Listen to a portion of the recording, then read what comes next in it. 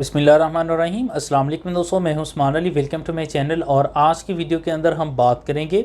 कि अगर कोई भी शख्स है वो कोई शराब या कोई भी नशावर चीज़ें तैयार करता है, अपनी कस्टडी में रखता है, किसी को सप्लाई करता है या ख़ुद यूज़ करता है, तो इसके ऊपर क्या सज़ा मुकर्रर की गई है, क्या सज़ा इसके ऊपर हो सकती है। इसके अलावा अगर कोई पुलिस एहलकार है किसी को रास्ते के अंदर रोकता है कि तुमने शराब पी हुई है और इसके ऊपर उसको इलीगली अपनी डिटेन के अंदर रखता है, उसको डिटेन करता है इलीगली, तो इसके ऊपर पुलिस एहलकार को क्या सज़ा हो सकती है। और इसी तरह से अगर कोई शख्स जो है वो शराब पीता है, बनाता है, सप्लाई करता है या अपनी कस्टडी में रखता है, तो इस हवाले से जो है इसको प्रूफ करने का क्या तरीकाकार है, कौन से विटनेस जो है वो इसके अंदर होने चाहिए। तमाम इन टॉपिक्स को हम इस वीडियो में कवर करेंगे। तो मौजू की तरफ जाने से पहले सब दोस्तों से गुजारिश है कि अगर आपने अभी तक हमारे यूट्यूब चैनल को सब्सक्राइब नहीं किया है तो वीडियो के नीचे एक रेड कलर का सब्सक्राइब का बटन आ रहा होगा, उसके ऊपर क्लिक करके सब्सक्राइब कर लीजिएगा और साथ बेल आइकन को भी दबा दीजिएगा ताकि जब भी हमारी कोई लेटेस्ट वीडियो आए तो उसके नोटिफिकेशन आप तक पहुँचते रहें।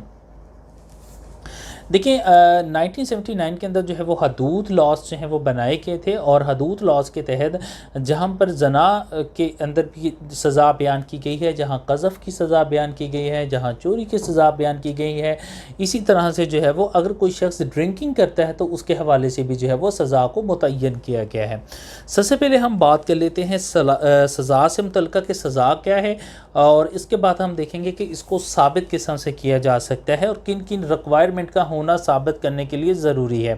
सबसे पहले हम बात कर लेते हैं कि अगर कोई भी शख्स है वो कोई भी जो है वो तैयारी करता है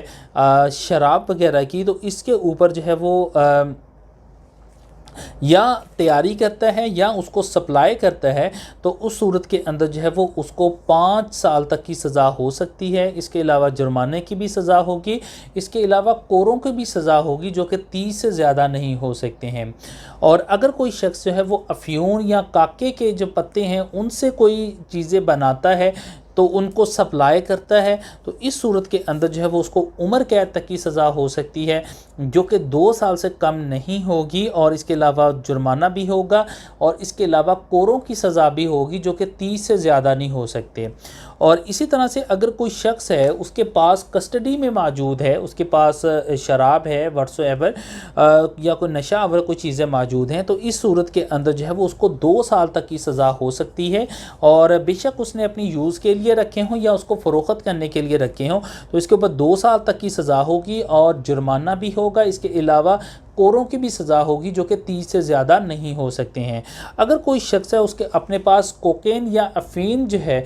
उसको अपने पास रखता है जो कि 1 केजी से अगर ज़्यादा हो या उसका वेट 1 केजी हो, तो इस सूरत के अंदर जो है उम्र कैद तक की सज़ा होगी और ये 2 साल से कम नहीं हो सकती है। इसमें जुर्माने की भी सज़ा होगी और कोरों की भी सज़ा होगी जो कि 30 से ज़्यादा जो है वो नहीं हो सकते हैं। इसी तरह से अगर कोई भी शख्स है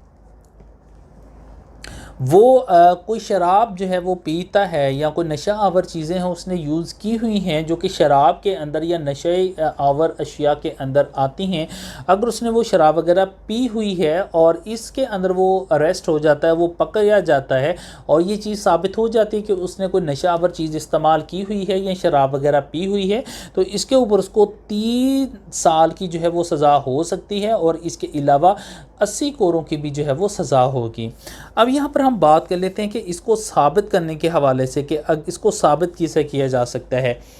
देखिए जो हदूद लॉज हैं उसके अंदर, क्योंकि ये हदूद लॉज वही हैं जो कि वो होते हैं जो सज़ा कुरान और सुन्नत के अंदर जो है वो डिफ़ाइन की गई हो। इसको साबित करने के लिए फ़र्स्ट ऑफ़ ऑल तो ये है कि वो ख़ुद इस चीज़ का इकरार कर ले, वो इस चीज़ अपने जुर्म को तस्लीम कर ले कि उसने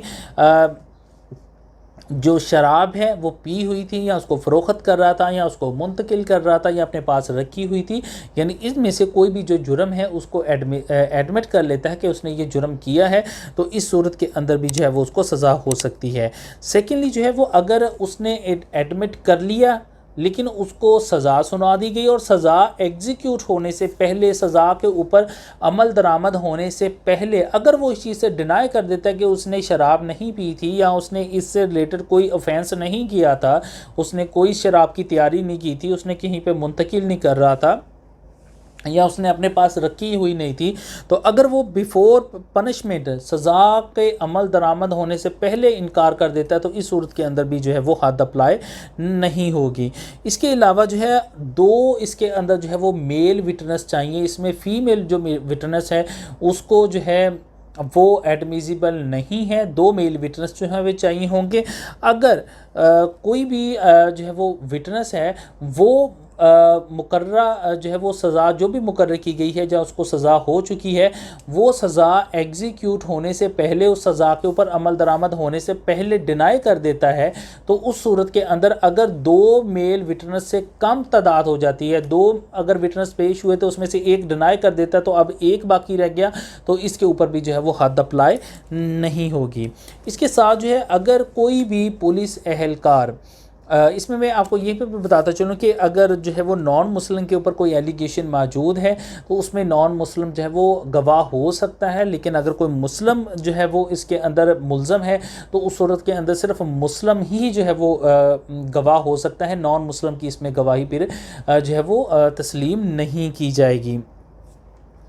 और इसके अलावा जो है अगर कोई भी शख्स है, पुलिस एहलकार है, वो रास्ते में से कोई अगर शख्स जा रहा है उसको वो रोक लेता है शक की बुनियाद के ऊपर कि इसने जो है वो शराब पी हुई है, उसको रोकता है, तो रोकने के बाद वो शक की बुनियाद के ऊपर ना तो उसके ऊपर एफआईआर दर्ज कर सकता है, ना उसको इलीगली डिटेन कर सकता है, ना अपनी कस्टडी में रख सकता है। अब जैसे ही वो उसको रोकेगा और अगर देखेगा कि उसको फील होगा कि इसने कोई शराब पी हुई है तो फौरी तौर के ऊपर उसको मेडिकल ऑफिसर के सामने वो पेश करेगा और उसका फौरी तौर के ऊपर मेडिकल करवाया जाएगा कि क्या इसने कोई शराब पी है या नहीं पी है। और इसके अलावा जो है वो दो मेल विटनेस बाद में इसकी तस्दीक करें तो फिर जो है ये जुर्म साबित होगा। अगर पुलिस वाला किसी भी शख्स को इलीगली तौर के ऊपर अपनी डिटेन के अंदर रखता है सिर्फ शक की बुनियाद के ऊपर, उसका मेडिकल भी नहीं करवाता है, तो इसके ऊपर जो है वो पुलिस एहलकार को 6 माह तक की सज़ा हो सकती है। और इसके अलावा अगर कोई शख्स है वो कोई इलीगली जो है वो